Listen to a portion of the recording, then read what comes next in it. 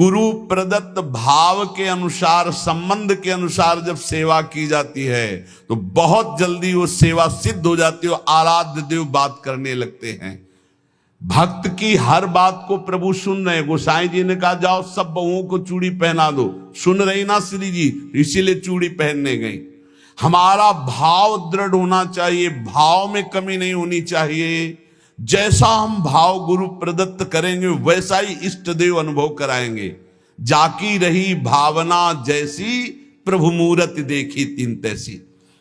एक अयोध्या में उमापति नाम के महापुरुष निवास करते थे। ये बहुत शास्त्रों के ज्ञाता और भजनानंदी महापुरुष थे। तो इनको अपने में भाव आता था कि मैं गुरु हूं राम लक्ष्मण भरत शत्रुघ्न का, ये मेरे पुत्र और शिष्य के समान है।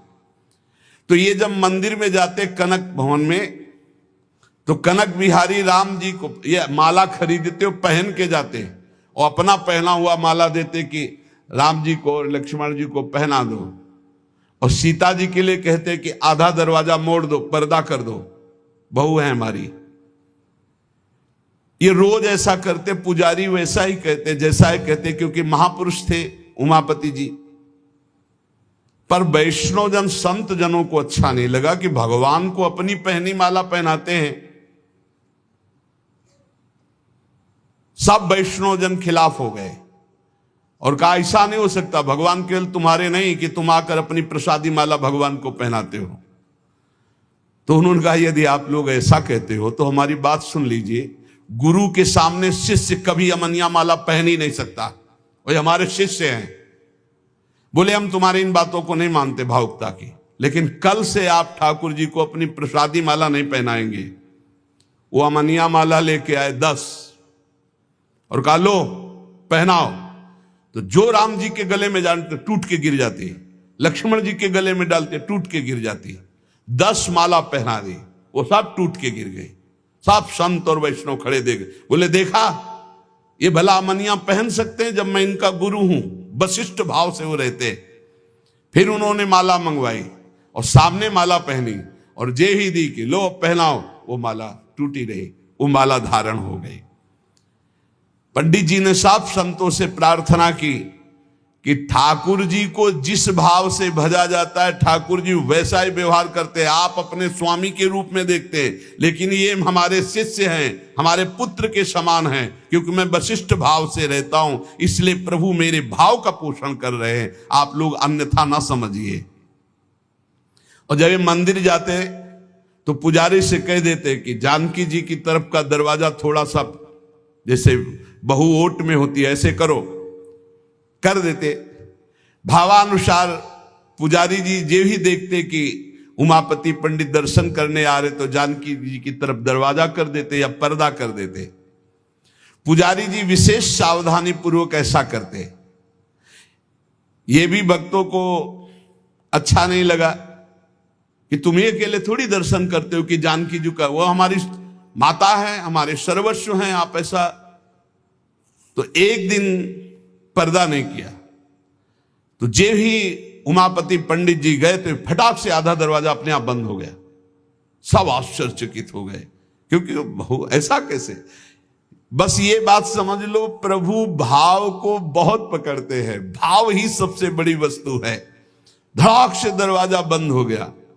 पंडित जी ने पुजारी जी से कहा आप कभी चूक मत करना, जानकी जी हमारी बहू हैं, हमारे शिष्य की है, इसलिए वो कभी हमारे सामने ऐसे नहीं, पर्दा करके। तो पुजारी ने और संतों ने जान लिया कि महामहिम भाव को प्राप्त महापुरुष है, सबने क्षमा मांगी। गोसाई जी स्वयं पद रचना करने में कुशल और गा करके ठाकुर जी को पद सुनाने में कुशल। अष्टयाम सेवा पद्धति से श्री श्रीनाथ जी की सेवा करते और 8 परम प्रवीण कीर्तनकार नियुक्त किए। श्री सूरदास जी, श्री परमानंद दास जी, श्री कुंभन दास जी और श्री कृष्णदास जी, ये 4 महापुरुष श्रीमद वल्लभाचार्य जी महाप्रभु की कृपा पात्र थे। और श्री गोविंद दास जी, श्री चतुर्भुज दास जी, श्री छीत स्वामी जी और श्री नंद दास जी, ये 4 महापुरुष श्री विट्ठलनाथ गोसाई जी के कृपा पात्र थे। ये 8 महापुरुष 8 पहर की प्रिया प्रीतम की जो लीलाएं हैं वो गा गा कर श्रीनाथ जी के सामने सेवा पद्धति के अनुसार सुनाते थे।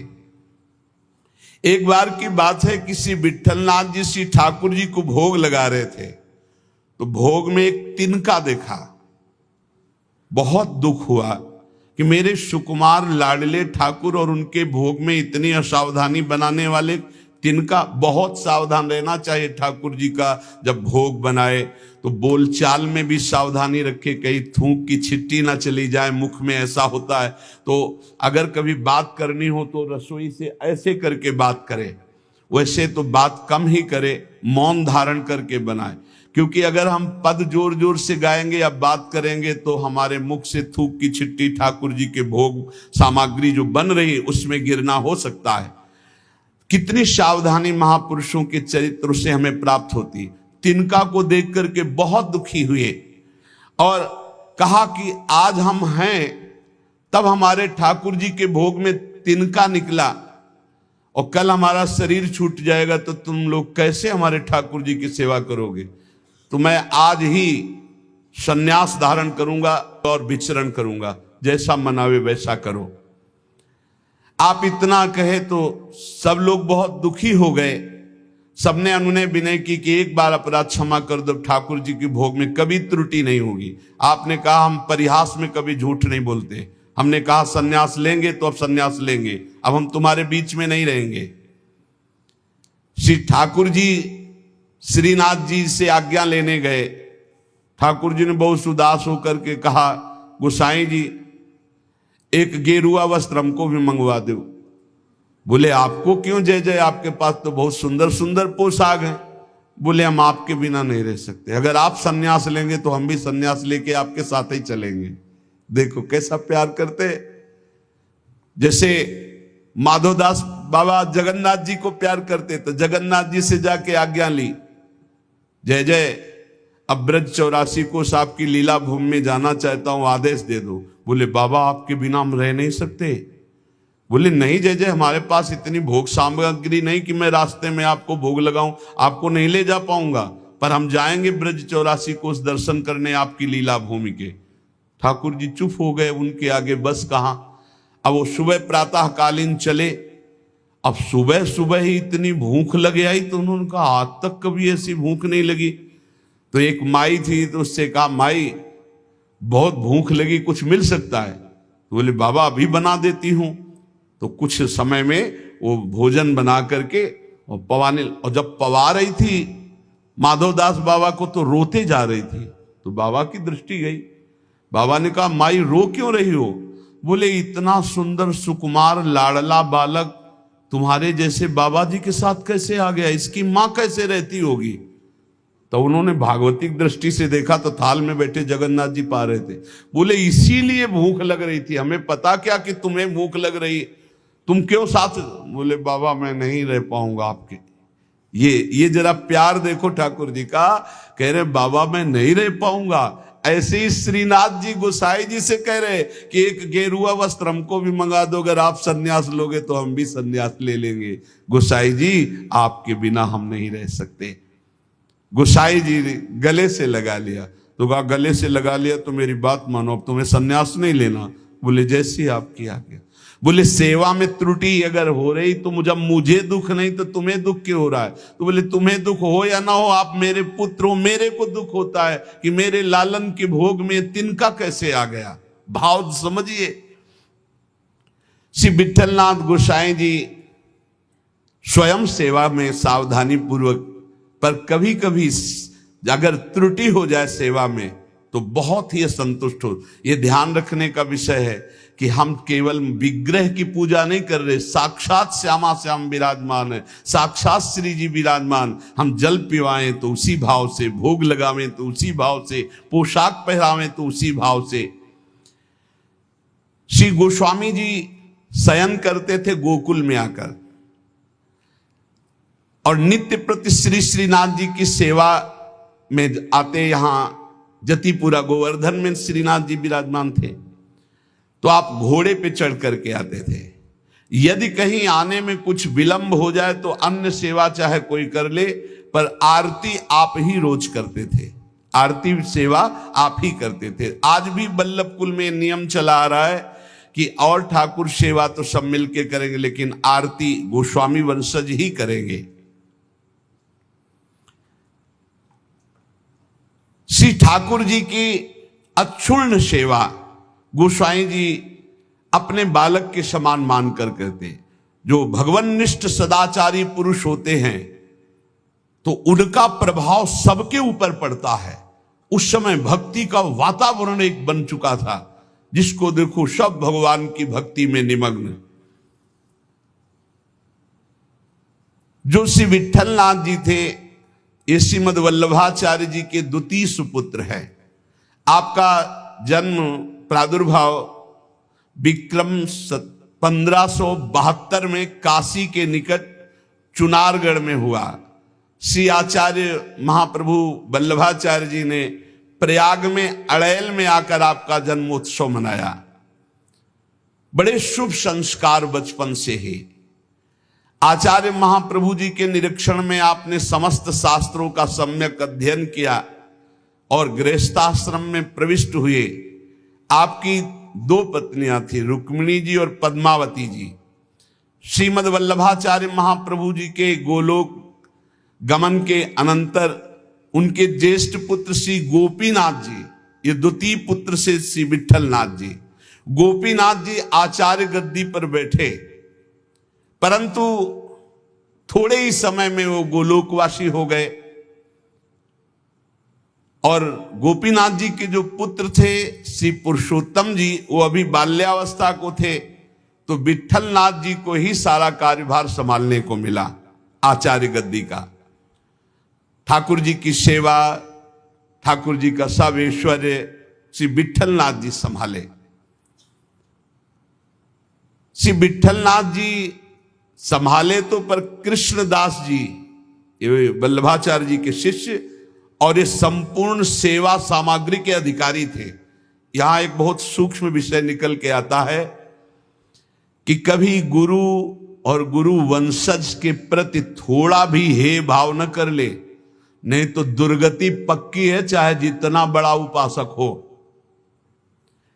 कृष्णदास जी बहुत बड़े महापुरुष हैं, पूरे श्रीनाथ जी की सेवा के अधिकारी हैं, अधिकारी पदवी नहीं की है। अब किसी सेवा पद्धति को लेकर कृष्णदास जी से श्री विट्ठलनाथ गोस्वामी जी ने, तो कृष्णदास जी असंतुष्ट हो गए। कभी ऐसा नहीं होना चाहिए। गुरु के समान ही गुरुवंशजों को समझना चाहिए। जैसे हमारे गुरुवंश के अगर बच्चा भी आ जाए तो हम उसके झुककर चरण छुएंगे, उसको गुरु के समान आसन पर बैठा लेंगे और नीचे उतरकर हम बैठेंगे। चैतन्य महाप्रभु ने ईश्वरपुरी जी के जब गांव में गए तो रज में लोट लोट के कह रहे थे, यहाँ के सब जीव जंतुओं की भी चरण रज हमारे लिए बंद नहीं, क्योंकि यहाँ हमारे गुरुदेव भगवान प्रकट हुए ईश्वरपुरी जी के गांव में। यहां त्रुटि हो रही है कृष्णदास जी से। कृष्णदास जी ने क्या किया कि जो गोपीनाथ जी गोलोक गमन हो गया था, तो उनकी पत्नी और उनके पुत्र पुरुषोत्तम जी अभी छोटे थे, उनसे बात की और गद्दी पर पूरा अधिकार कर लिया। पुरुषोत्तम है ही, क्योंकि उनके पिता गोपीनाथ जी अधिकारी थे, और हटा दिया श्री विट्ठलनाथ जी को। और हटा ही नहीं दिया, पूरी सेवा से हटा दिया कृष्णदास अधिकारी जी ने। पुरुषोत्तम जी को गद्दी पे बैठा दिया, उनकी मां को समझा बुझा करके दस्तखत करवा लिए और श्री विट्ठलनाथ गोस्वामी जी को हटा दिया। न श्रीनाथ जी की सेवा मतलब आना भी बंद करवा दिया। ऐसा नहीं करना चाहिए था, ये बहुत बड़ा अपराध बन गया। और बहुत बड़े महापुरुष हैं कृष्णदास जी, कोई साधारण नहीं। आगे उनके कभी चरित्र का श्रवण करना, इतने बड़े महापुरुष। गोसाई जी को सब अधिकार छिन जाने का कष्ट तो नहीं हुआ, पर सेवा छूट जाने का बहुत कष्ट हुआ। और महापुरुषों के हृदय में किसी भी तरह का यदि कष्ट हो गया तो उसे फिर भगवान बर्दाश्त नहीं करते। आपको बहुत क्लेश हुआ, श्रीनाथ जी का दुलार छूट गया, सेवा छुटवा दी कृष्णदास अधिकारी ने, आप पाराशौली में जाकर रहने लगे, पर बहुत दुखी अंदर से। और दूर तक वहां तक आते जहां श्रीनाथ जी की ध्वजा दिखाई देती है, वहां से साष्टांग दंडवत करके बहुत एकाग्रता पूर्वक ऐसे देखते मंदिर की तरफ, रोने लगते श्री विठलनाथ जी। ये बहुत बड़ी हानि का विषय, बहुत बड़ी हानि का विषय। गुरुजनों से विरोध करने का मतलब है सर्वस्व का नाश, चाहे जितना बड़ा भी कोई तपस्वी भजनानंदी हो। एक श्री रामदास जी भीतरिया जो ठाकुर जी की सेवा में रहते थे, वो श्री विठलनाथ जी की स्थिति से परिचित थे। वो रोज गुप्त रूप से समय निकालते, यद्यप श्री कृष्णदास जी ने उनको भी मना कर दिया था, पर वो जाते और गोसाई जी को श्री लालजू का बीड़ा प्रसाद देते। बीड़ा प्रसाद आंखों से ऐसे रख करके खूब रुदन करते श्री विठलनाथ जी। ये बहुत बड़ा अपराध है, बहुत बड़ा अपराध। गोसाई जी ठाकुर जी के लिए अपने कर कमल से एक फूलों का हार बनाते और कहते पहना देना जाके, और रोज एक श्लोक दैन्यता का लिखते और कहते ठाकुर जी को सुना देना जाके। श्री रामदास जी नित्य प्रति आकर वो फूलों का हार और ठाकुर जी को एक श्लोक सुनाते, ठाकुर जी को फूलों का हार पहनाते, और ठाकुर जी रोज एक पान की बीड़ी देते जो उनको जाके देते और उनको प्रणाम करते। एक दिन ठाकुर जी ने संदेश में कहा कि गोसाई जी से कह दो मेघ तो समय पर बरसेगा, तुम दुखी क्यों हो रहे हो? मेघ तो समय आने पर बरसेगा, तुम दुखी क्यों हो रहे हो? विठलनाथ जी के सामने जब जाकर रामदास जी ने कहा मेघ तो समय पे बरसेगा, आप दुखी क्यों हो रहे हो? लालन ने ऐसा कहा है। तो विठलनाथ जी ने कहा कि मेघ तो समय पे बरसेगा, पर चातक अपनी टेक पुकार क्यों छोड़ेगा? चातक तो रटता ही रहेगा। बहुत सुंदर बात। अगर चातक अपनी रटन छोड़ दे तो चातक कैसा? मेघ तो समय पे बरसेगा, वो बरसे, लेकिन चातक अपनी रटन नहीं छोड़ सकता। मेरी रटन घटने वाली नहीं, मैं तो रो रो कर आपको पुकारता ही रहूंगा। चातक रटन घटे घट जाई, बढ़े प्रेम सब भांति भलाई। विठलनाथ जी के इस दुख को अकबर बादशाह ने सुना, उसने तत्काल आदेश किया और कृष्णदास जी को बंदी बना के जेल में डाल दिया और गोसाई जी को विरुद्ध आचरण किया, इसलिए उनको कठोर दंड कृष्णदास जी को बादशाह अकबर ने। जब गोसाई जी को ये पता चला तो गोसाई जी ने अन्न जल त्याग दिया और कहा जब तक सम्राट अकबर सादर कृष्णदास जी को, ये देखो महापुरुषों का हृदय, सादर कृष्णदास जी को नहीं छोड़ते तब तक मैं अन्न जल भी नहीं पाऊंगा। जब बादशाह अकबर को ये पता चला कि गोसाई जी ने अन्न जल त्याग दिया तो सादर कृष्णदास जी को पुनः छोड़ दिया। कृष्णदास जी को जब ये पता चला कि गोसाई जी मेरे लिए अन्न जल छोड़ दिए, तब गोसाई जी के पास आए और चरणों में गिरे और कहा मुझे आपके प्रभाव का पता नहीं था, क्षमा कीजिए। कृष्णदास जी ने पाराशौली में आकर गोसाई जी के चरण पकड़ लिए। गोसाई जी गंभीर हो गए। महापुरुष अगर डांट दें तो बच गए आप, और गंभीर हो गए तो पिट गए आप, बस इतना समझ लो। गंभीर इसलिए हो गए कि तुमने लालन की सेवा छुड़वा दी, सब ठीक है, लेकिन लालन की से दूर रखा, दर्शन नहीं, सेवा नहीं, इसलिए गंभीर हो गए। विठलनाथ गोसाई जी को पूर्व सेवाधिकार प्राप्त हो गया। श्री कृष्णदास जी का अंतिम लीला जानते हो कैसे हुई? कुआं में पैर फिसल गया और गिर के मरे और प्रेत बने, इसी अपराध के कारण। बहुत सावधान, इतने बड़े महापुरुष हैं, उनका चरित्र है कृष्णदास जी का, बहुत बड़े महापुरुष हैं, लेकिन अपने गुरु से अपराध बन गया गुरुवंश गुरु स्वरूप ही है। अपराध बन गया तो प्रेत योनि को, पैर फिसल गया, कुएं में गिरे और उनके प्रेत योनि को प्राप्त हुए। बहुत सावधानी की जरूरत है कि कहीं ऐसे अपराध, नहीं तो चाहे जितना भजन हो, वो भजन बाद में तो कल्याण करेगा, लेकिन बीच में छूट जाएगा और बीच में हमारी दुर्गति हो जाए। अंतिम तो मंगल ही होगा, क्योंकि भगवान का जन कवि नामे भक्ता प्रणश्यति। जब ये प्रेत बन गए थे तब भी उद्धार गोस्वामी विट्ठल नाथ जी के द्वारा ही इनका हुआ। अकबर क्यों कृपालु था, क्यों श्रद्धा करता था विट्ठल नाथ जी गोस्वामी के ऊपर? एक बार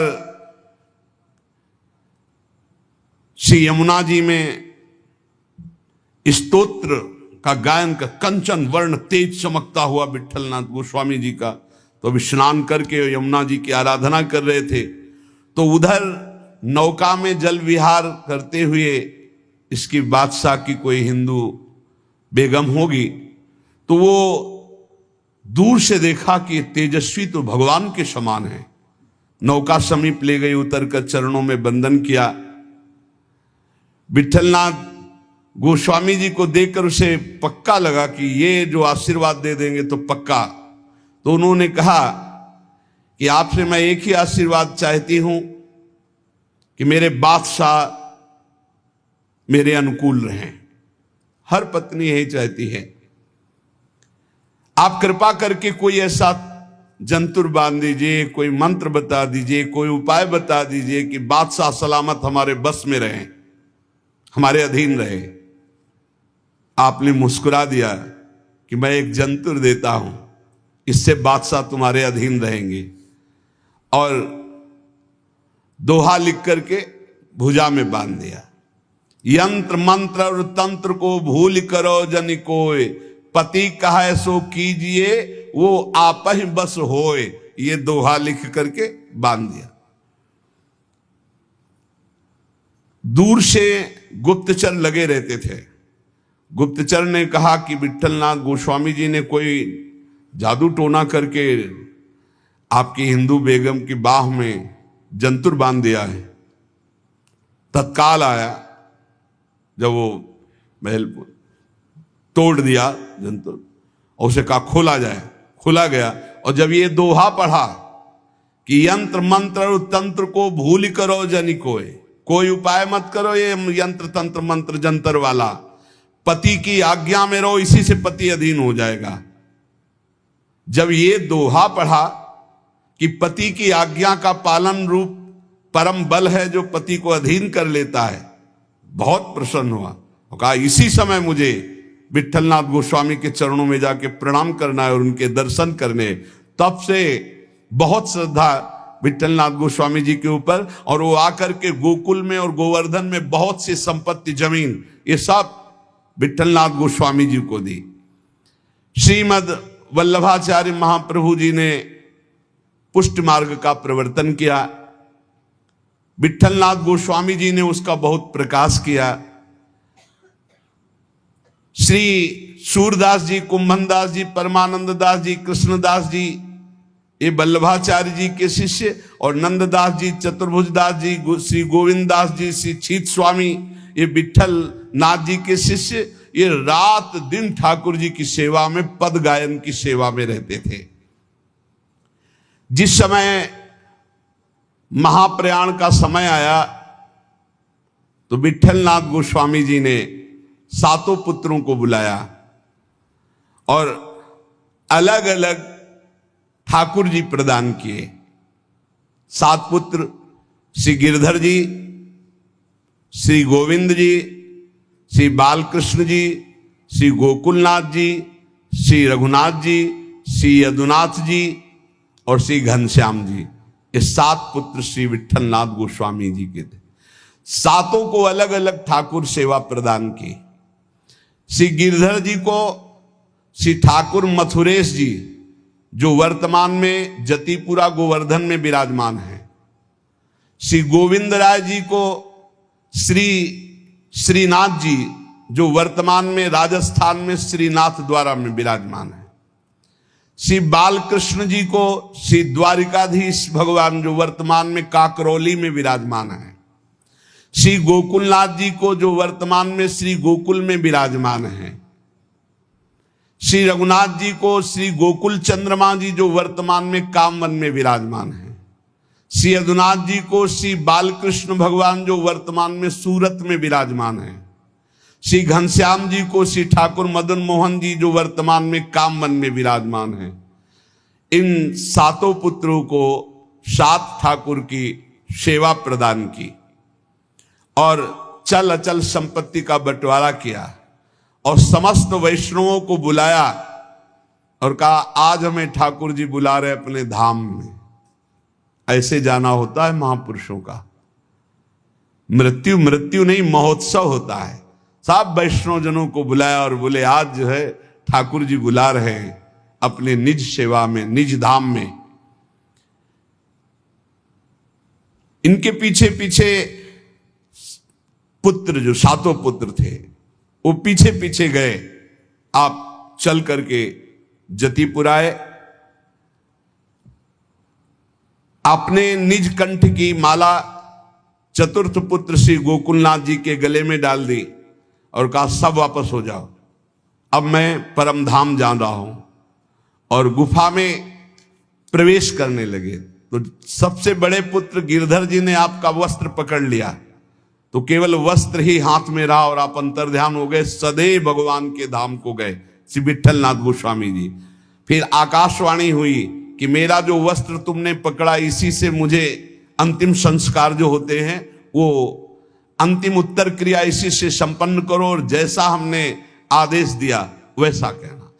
तो जिस समय गोस्वामी जी श्री लालजू को श्लोक भेजते थे वो बाद में श्लोक संग्रहित कर करके लिखते थे, यद दैन्य त्वत्कृपा हेतुर न तदस्ति ममाण्वपि ताम कृपाम कुरु राधेश यया तद्दैन्यमाप्नुयाम। हे राधापति, जिस दैन्यता से आप कृपा करते हैं रिझते, वो दैन्यता तो मेरे में है नहीं, अणुमात्र भी नहीं है। अब तो आप अपनी तरफ से कृपा करें और मुझे वो दैन्यता प्रदान करें जिससे आप रिझते हैं। दूसरा श्लोक, सर्वसाधम शून्योहम सर्वसामर्थ्यवान भवान श्री गोकुल प्राणनाथ न त्याज्यो हम कदापि वही। हे गोकुल के नाथ स्वामी, मैं सर्वथा सर्वसाधनहीन हूं। देखो आचार्य हैं पर कैसी दैन्यता है, और आप सामर्थ्यवान हैं, अतः किसी भी स्थिति में आप मेरा त्याग मत कीजिए, क्योंकि मैं साधनहीन हूं, आप सामर्थ्यवान हैं, आपके द्वारा त्याज्य नहीं हूं। नाथ मेरा कभी त्याग मत कर देना। यदि तुष्टो शिरुष्टो वा त्वमेव शरणम मम मारणे धारणे वापि दीनानाम न प्रभुर्गति। प्रभु आप चाहे मुझ पर संतुष्ट हो या नाराज हो, मेरे लिए तो आप एकमात्र ही सहारा हैं। अब आप चाहे नाराज रहो चाहे प्रसन्न रहो, हम दीनों को मारो या तारो, अब आपके सिवा कोई नहीं। आपको हमारा भार वहन करना ही पड़ेगा नाथ, आपको हमारा पोषण करना ही पड़ेगा जबरदस्ती, आपको अंगीकार करना ही पड़ेगा, क्योंकि आपके सिवा हमारा कोई नहीं है। ऐसे दैन्य भाव से जब कोई भाव संबंध से प्रभु से जुड़ जाता है तो इसी जन्म में देखो हम प्रभु को अपना स्वामी मानते हैं, हम प्रभु को अपना सखा मानते हैं, हम प्रभु को अपना प्रीतम मानते हैं। ये भाव तब तक साधन भाव माना जाएगा जब तक प्रभु आपका भाव स्वीकार नहीं कर लेते। निहाल तभी उपासक होता है जब वो आके कह देते तू मेरी, जो भाव किया, तू मेरा सखा, तू मेरी दासी, तू मेरी सहचरी, जब वो स्वीकार कर लेते तब मोहर लग गई, पक्का हो गया। एक ये सिद्धांत। और दूसरा, जब गुरु स्वीकार कर लेते हैं तो इष्ट की स्वीकृति अपने आप हो जाती है। इष्ट और गुरु में भेद नहीं होता, गुरु गोविंद ने भेद कराई। जब गुरुदेव स्वीकार कर दिए कि तू प्रियाजू का, तो गुरुदेव ने जो कह दिया वो प्रियाजू भी नहीं काट सकती है। इसलिए हमें अपने भाव संबंध में दृढ़ रहना चाहिए और भाव के द्वारा ही हमारा व्यवहार होना चाहिए। जैसा हमारा इष्ट से व्यवहार है ठीक वैसा ही भाव हमारा होना चाहिए, जैसा भाव है वैसा इष्ट से व्यवहार होना चाहिए। इसी जन्म में आपको उत्तर मिल जाएगा कि श्री जी ने आपको स्वीकार कर लिया है। और जब ये आ जाता है कि श्री जी ने स्वीकार, एकदम बेपरवाही, ऐसी मस्ती आती है। कैसे उदाहरण में बताएं, बनेगा ही नहीं उदाहरण, पर थोड़ा सा इशारा, जैसे शाखा चंद्र न्याय से कहते हैं कि डाल के एक हाथ ऊपर देखो चंद्रमा दिखाई दे रहा। चंद्रमा तो न जाने कितनी दूर है, पर हम चंद्रमा को देख पाते। ऐसे उदाहरण में जैसे भारत का कोई बड़ा अधिकारी आपसे आके हाथ मिला दो, कह दे चिंता मत करना, आज से मैं आपका, और आप जो कहेंगे सो हम करेंगे, फिर कैसा और लगेगा? वो दोबारा कभी फोन करे या ना मिले, लेकिन आप छाती चौड़ी करके घूमेंगे। ऐसे ही हम श्यामाजू के बल अभिमानी, वो तो नाशवान पद है और नाशवान शरीर है, और वो सर्वज्ञ नहीं है, वो अल्पज्ञ बहुत दूर रहता है, वो असीम नहीं है, वो अनंत नहीं है, सर्वत्र नहीं है, सर्वज्ञ नहीं है। लेकिन प्रियालाल असीम है, अनंत है, सर्वज्ञ है, सर्वत्र है। और गुरु ने संबंध करवा दिया, उनकी शरणागत करा दिया। और जिस समय शरणागति आपके हृदय में पुष्ट हो जाएगी तो हम श्री श्यामाजू के बल अभिमानी, टेढ़े रहे मोहन रसिया सो बोले अटपटवानी। बड़ा अद्भुत आनंद इस ठसक में रहता है कि हमारी श्यामाजू, हमारी प्यारी जू, हमारी लाडली जू। हर समय नाम जप करते रहो और अपने आराध्य देव के सानिध्य का अनुभव करते रहो। इसी जीवन में इस माया प्रपंच से हटकर परमानंद स्वरूप प्रियालाल को प्राप्त हो जाओगे। विश्वास कर लो, बस नाम न छूटे और संबंध का भाव न टूटे, तो निश्चित इसी जन्म में अनुभव हो जाएगा। शेष चर्चा आगे। श्री राधा वल्लभ लाल की जय।